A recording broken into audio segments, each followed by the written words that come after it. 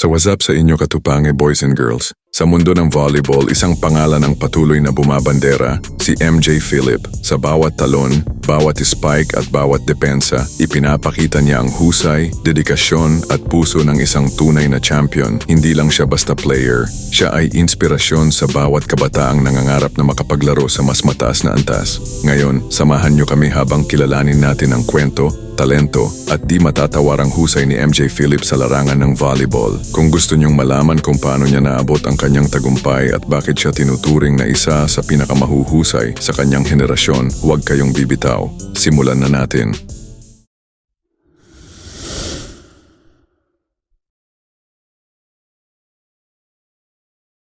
Si MJ Philip ay ipinanganak noong Hunyo 15, 1995 sa makulay na lungsod ng Carson, California. Si Marjana Phillips, na kilala rin bilang MJ, ay nakatakdang mamuhay ng isang buhay na puno ng atletismo, pagmamalaki sa kultura at dedikasyon. Anak ni na Bobby at Rowena Phillips, lumaki si MJ sa isang tahanang pinagsasama ang kulturang Amerikano at Pilipino. Ang kanyang ina, si Rowena, ay nagmula sa Iba, Zambales, isang baybaying bayan sa Pilipinas, habang ang kanyang ama ay nagdala ng impluwensyang Amerikano sa kanyang pagpapalaki. Ang pinaghalong pamana na ito ang kalaunay magiging pundasyon ng pagkakakilanlan ni MJ sa loob at labas ng volleyball court.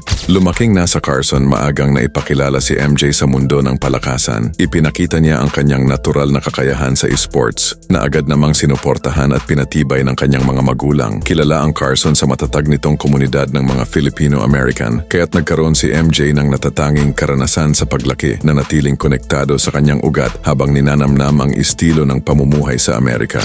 Nagsimula ang pagmamahal ni MJ sa volleyball noong kanyang kabataan. Nabighani siya sa dinamika ng laro, ang mabilis na pag-iisip, liksi at diwa ng pagtutulungan. Kaya't isinapuso niya ang pag-aaral ng bawat aspeto ng esport. Sa suportang walang sawa mula sa kanyang mga magulang, isinabak siya sa mga lokal na volleyball club at pinayuhan siyang sundan ang kanyang pangarap ng buong sigasig. Nag-aral si MJ Phillips sa Rolling Hills Preparatory School, isang maliit na pribadong paaralan sa San Pedro, California. Dito, hindi lang siya namukod-tangi sa akademya, kundi pati na rin sa larangan ng palakasan. 4 na taon siyang pangunahing manlalaro ng volleyball team ng paaralan, pinatunayan ang kanyang husay at ipinakita na siya ay isang puwersang dapat katakutan sa court. Bukod sa volleyball sa paaralan, pinalawak ni MJ ang kanyang husay sa paglalaro sa mga kilalang volleyball club tulad ng Power Play at Infinity Volleyball Club. Sa mga club na ito, natutunan niya ang kahalagahan ng disiplina, pagiging adaptable at pamumuno, mga katangiang naging mahalaga sa kanyang pag-usbong sa kolehiyo at profesional na volleyball. Pagkatapos ng high school, pumasok si MJ sa Juniata College sa Huntingdon, Pennsylvania. Kilala ang Juniata sa kanilang matatag na Division III Athletics Program na nagbigay kay MJ ng pagkakataong pagsabayin ang akademikong pag-aaral at sports. Nag-major siya sa marketing na may minor sa Integrated Media Arts na nagpapakita ng kanyang hilig sa pagkamalikhain at negosyo bukod sa sports. Mula 2013 hanggang 2016, naging mahalagang bahagi si MJ ng Juniata Eagles Women's Volleyball Team. Sa ilalim ng NCAA Division III, pinalakas pa ni MJ ang reputasyon ng Juniata sa volleyball bilang isang consistent starter gamit ang kanyang karanasan, kompetisyon at husay sa teknikal na laro.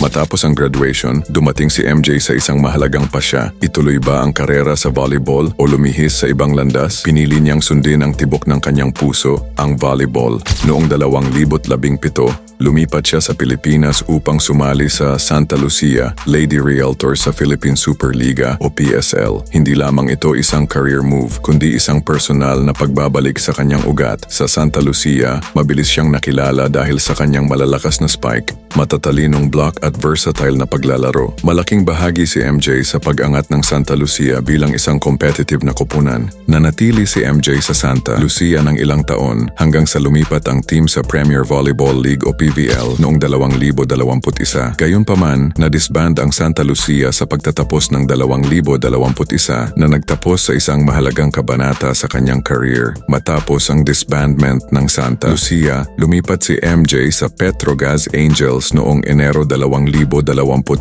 Dito niya tunay na naabot ang bagong antas ng kanyang karera. Nang sumali siya sa Petrogas, nagbago siya ng posisyon mula opposite spiker patungong middle blocker, isang malaking hakbang sa pinakamataas na antas ng kompetisyon, ngunit pinatunayan ni MJ ang kanyang versatility at agad siyang namukod-tangi. Sa 2022 PVL Reinforced Conference, naging susi si MJ sa pagkakapanalo ng Petrogas ng kampyonato. Ginawaran siya bilang first best middle blocker, patunay ng kanyang sipag, lakas ng loob at dedikasyon. Noong 2023 PVL All-Filipino Conference, napanalunan naman niya ang ikalawang Best Middle Blocker Award. Unti-unti, kinikilala siya bilang isa sa pinakamahusay na middle blocker sa liga. Noong 2023, muling gumawa ng matapang na hakbang si MJ sa kanyang karera. Nilagdaan niya ang kontrata sa Gwangju AI Peppers ng South Korean V-League. Kilala ang V-League sa taas ng kalidad at tindi ng kompetisyon, kaya malaking milestone ito para kay MJ. Bagamat hindi siya nakalaro sa karamihan ng 2024 na PVL All-Filipino Conference dahil sa kanyang obligasyon sa Korea, ang karanasan ay lalong nagpalawak sa kanyang kaalaman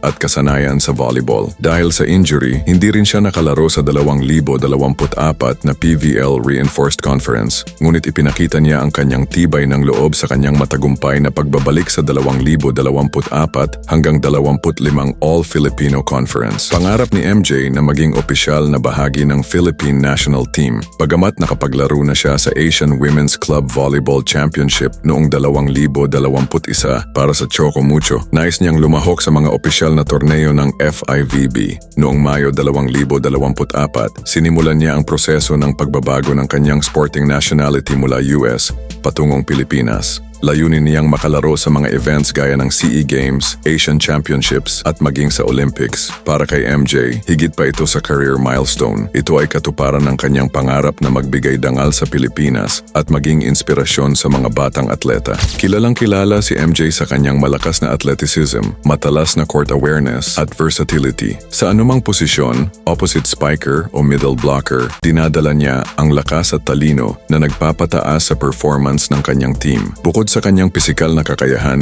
kilala rin siya bilang leader, may positibong pananaw at resiliency sa harap ng hamon at injury. Habang patuloy ang kanyang karera, nabubuo na ang pamana ni MJ, isang kwento ng tagumpay, pagmamalaki sa kultura at walang sawang pagsusumikap sa pangarap. Sa labas ng volleyball, malaki rin ang interest ni MJ sa marketing at media arts. Alinsunod sa kanyang akademikong pinag-aralan, mahilig siya sa storytelling, branding at media production, mga larangang maaaring pasukin niya pagkatapos ng kanyang playing career. Malalim pa rin ang kanyang koneksyon sa parehong kulturang Amerikano at Pilipino. Ipinagmamalaki niya ang pagka-Pilipino niya, lalo na sa pagkain, tradisyon at kultura. Isa rin siyang tagapagtaguyod ng kababaihan sa sports. Hinihikayat ang mga batang babae na walang takot na sundan ang kanilang mga pangarap. Si Marjana MJ Phillips ay higit pa sa isang volleyball player. Siya ay larawan ng pagsusumika, pagmamalaki sa kultura at walang hanggang passion. Mula Carson, California hanggang sa mga professional volleyball court ng Pilipinas at South Korea, ipinapakita niya na ang pagsunod sa pangarap ay walang hangganan. Patuloy na binubuo ni MJ ang kanyang kwento, isang inspirasyon sa mga batang atleta na may pangarap. Sa bawat laban at bawat inspirasyon na kanyang naibibigay,